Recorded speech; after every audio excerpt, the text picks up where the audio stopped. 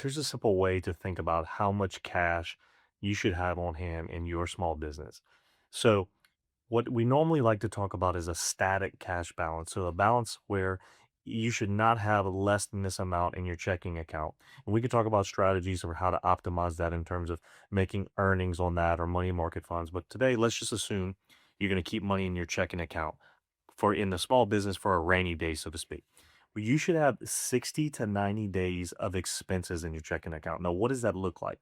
I would go to my P&L and look at all of the expenses I have in a current month, right? And so some of the expenses you have, or I would say cash outflows, don't necessarily show up on a P&L. We'll talk about that in a second.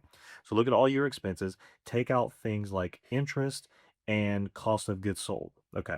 Once you have all those expenses, then if you are a product-based business, add in what you think you will purchase in a 60 or 90-day period, right? Your normal, and you could look this up in your records.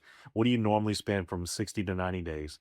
Also add in any principal payments you make, which would be on your balance sheet as a reduction of notes payable, any principal payments you make on loans. So essentially, all of your expenses plus your inventory purchases plus your debt payments. If you can do that, you can calculate either 60 or 90 days worth of those cash flows and then set that money aside in your checking account.